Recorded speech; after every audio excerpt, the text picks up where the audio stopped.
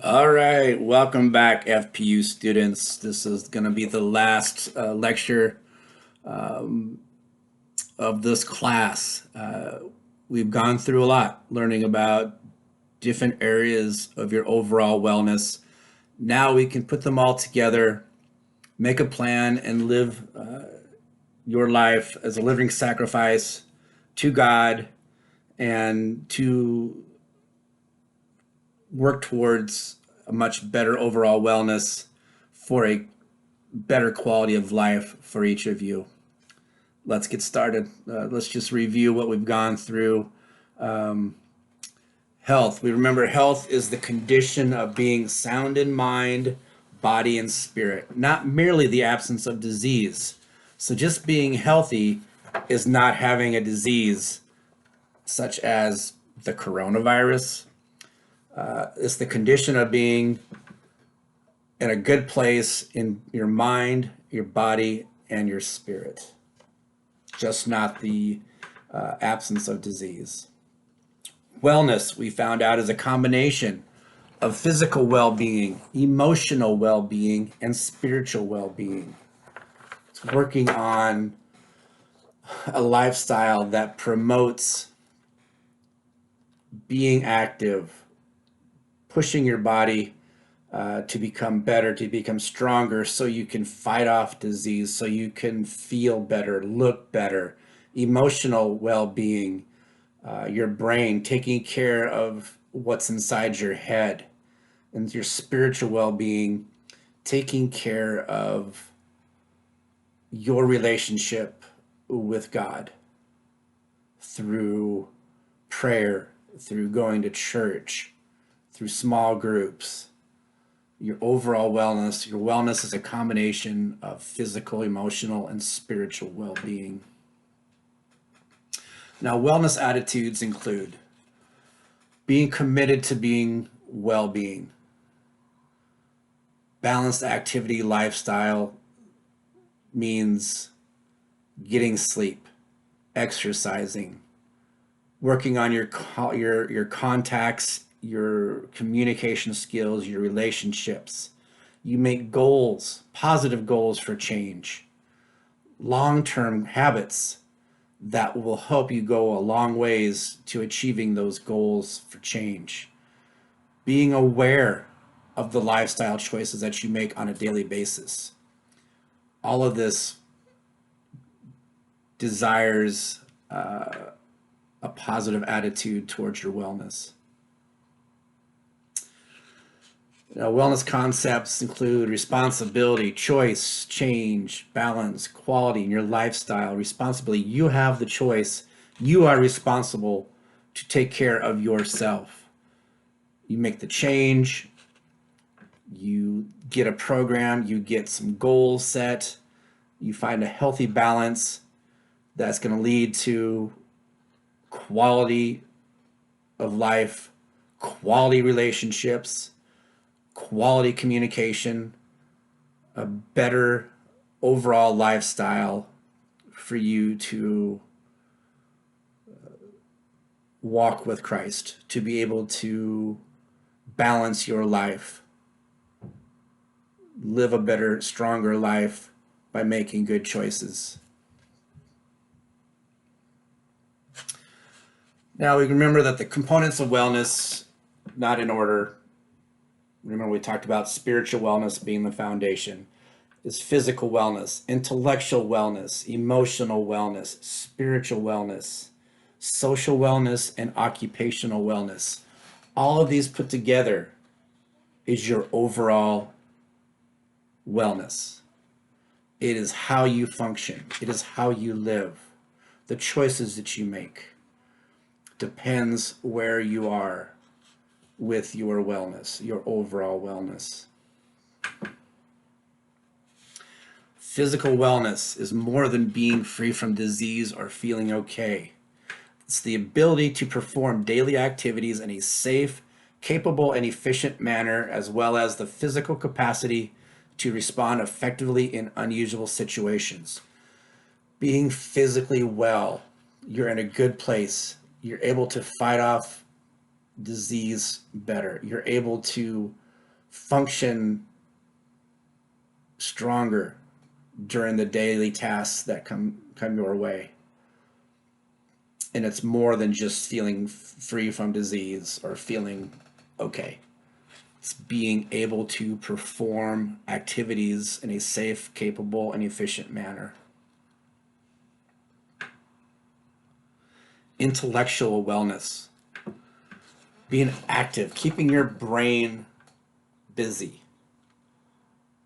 Value creativity, curiosity, lifelong learning. Read books, play games, go to an art gallery, look at the art, go to the theater, go to a musical. Do stuff that gives you a wide range of opportunities to challenge your brain and give it the opportunity to grow. Emotional wellness. Emotional wellness is your feelings, your thoughts and attitudes, how you make decisions, the choices that you make, your personal outlook and attitude, how you relate to people and situations. Giving yourself time, giving your time to others so that you are able to process thoughts, process other things that come up in your life, giving yourself in a good place emotionally, not always jumping to conclusions. All right, another thing to do is to appreciate others, ideas, and it's your choice, ultimately your choice and decision to make to what you do and how you act towards others. Moving on to that segue, how we interact, engage, understand, and communicate with others and ourselves. It's the ability to get along with others, being open to their ideas, to their beliefs, and getting them to cooperate with you and to listen to you. Part of social wellness is collecting information through social means and making decisions and taking actions based on that information. Social wellness, being able to listen to others, respect others, appreciate others. And another thing is to appreciate yourself. It depends how you communicate with yourself. Positive self-esteem, how you feel will go a long ways on how you treat other people. Occupational wellness. Okay, remember, it's the ability to achieve a balance between work and your leisure time. Being able to address workplace stress, building relationships with coworkers. It's about what you want to do for the rest of your life, something that you're passionate about. But you also need to be able to balance that occupational decision, your career decision, with your leisure time, your family time, your me time. Make sure that what you're going to study, make sure what you want to get a job in, a career, that you're able to have some balance in your life between work and family time or me time. You need time for me, for yourself, to recharge, to relax, and get yourself back and ready to go for the next day. Spiritual wellness. Remember, we talked about this being the foundation. Spiritual wellness means hope. It's a positive outlook.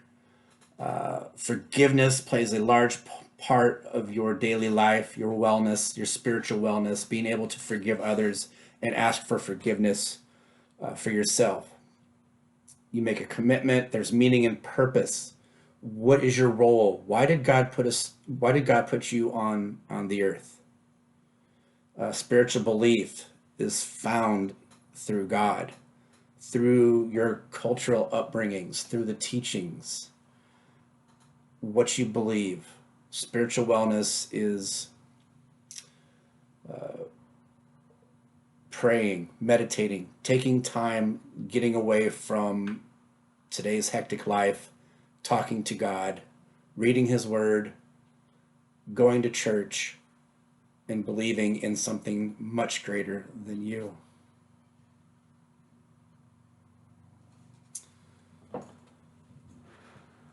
To find meaning in the physical, emotional, and relational self, you need to own your past and recognize that all good things come from God.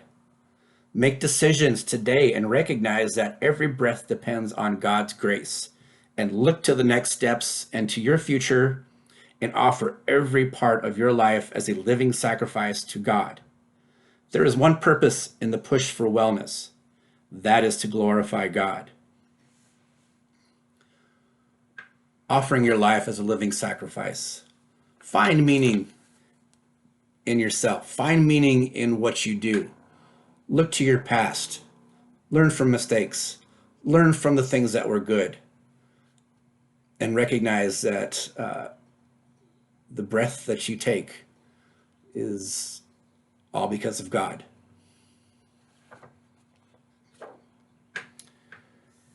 Understand the big picture. Your existence is eternal. Seeing the forest through the trees should fundamentally change many attitudes. The power of prayer, a time of communication with God, has multiple positive benefits.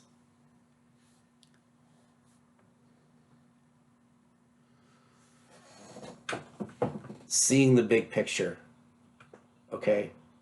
It's not how much money that you have in your bank account. It's not the car you drive. It's your relationship and how you treat others and what you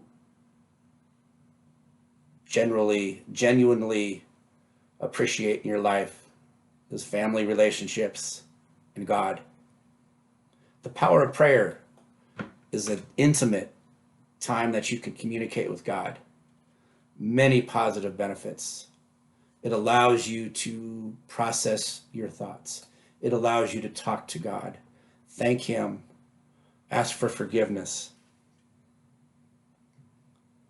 Numerous scripture passages speak powerfully about the authority of prayer. You wouldn't talk to a friend or family member to just ask for things. Rather, you talk to them because you want to share in their lives. God wants us to do the same through prayer. Some people suggest that the effect of prayer is experienced more individually than empirically.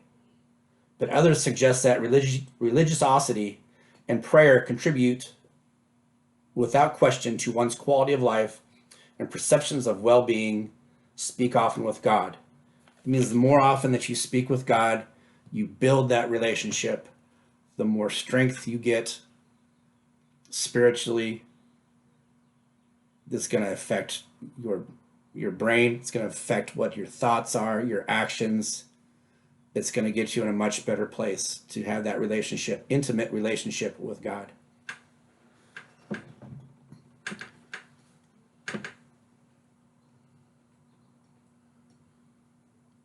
You are encouraged to not walk aimlessly through life, but to walk with purpose and direction as you are led by God. You were made to shine. 7 steps to wellness. Have a realistic and positive view of who you are. Anticipate major obstacles and strategize how to move beyond them. Celebrate God. Be confident in who you are and what you can achieve. Life was meant to be abundant. Throughout this course, we've encouraged you to not walk aimlessly through life, but to walk with that purpose as you are led by God. It's important to have a realistic and positive view of who you are. Life was meant to be abundant. Step 1, state the goal. Okay, make life changes, such as spiritual worship, as seeking godly perfection. It's a difficult task and one that takes a lifetime. You're not going to be able to do this overnight, but make that effort, make that commitment to God and to His Word, and be steadfast in that. Writing down goals provides accountability in accomplishing this goal or this task. The saying that Rome wasn't built in a day is a good reminder to always keep the big picture in mind, to paint positive strokes for each day. Life is a marathon, not a sprint. Example of a goal. I want to attend church 3 times per month and Bible study once a week. Another goal, I want to be able to walk a mile in 10 minutes.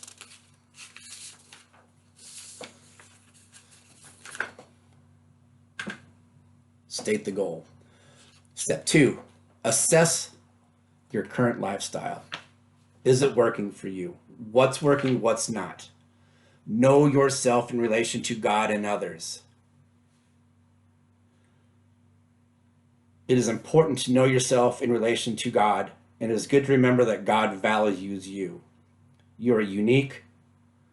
You are unique with each your own fingerprint. You are unique with your personality, your past, your present, and your future. Assess what's working in your life and make the change. Decide to make the change. Setting goals. Be realistic. Be specific. Be measurable. Design a specific plan. Setting goals in this manner helps achieve them a lot quicker, and do not count on good intentions along the way to motivate you. Okay, having concrete goals helps us direct our lives and gives us specific accomplishments to celebrate. Just having good intentions is not going to motivate you to get this done. You need to have your eyes on the prize. Your eyes on the prize is your relationship with God and life everlasting. And your overall wellness. Predict obstacles. The Lord's Prayer recognizes this with the requests within the prayer. And lead us not into temptation, but deliver us from evil. Predict obstacles that may keep you from achieving your goals for a healthy living. It is good to remember that temptations are not unique to you, nor are they so powerful they will inevitably overtake you. Okay, God will not let you be tempted beyond what you can handle. Predict the obstacle. But when you are tempted, He will also provide a way out. Challenges in life bring growth. In James 1, Paul writes that trials develop perseverance, and perseverance leads to maturity. Don't be beaten by obstacles, but rise to their challenges in God's strength and grow through them to become more than you are today. Now, once you get your plan, your specific plan ready to go in motion, you need to be ready for intervention strategies. This will help you comply with the plan. It's important to identify your weaknesses and strengths and develop strategies to help you move forward. And remember that you don't have to go purely on your own strength. You've got God's help. He was always there for you. Paul writes in Philippians, I can do everything through Him who gives me strength. Your belief and faith in God can give you strength to make it through whatever challenge that you have. Now, we can get to the goal of healthy living if we know in advance the obstacles that we may encounter. But we also need to learn how to avoid these obstacles, or how we can successfully pass through times without being derailed.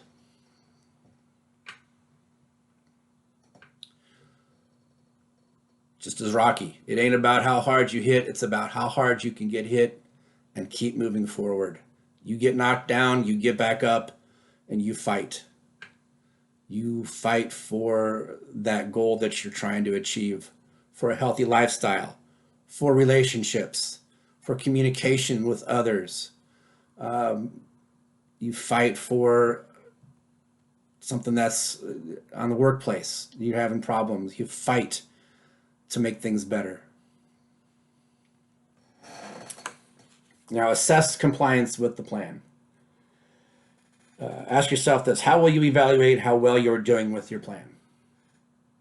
Is it by looking back at yesterday's successes, yesterday's disappointments, challenges us to make a plan for a more effective tomorrow?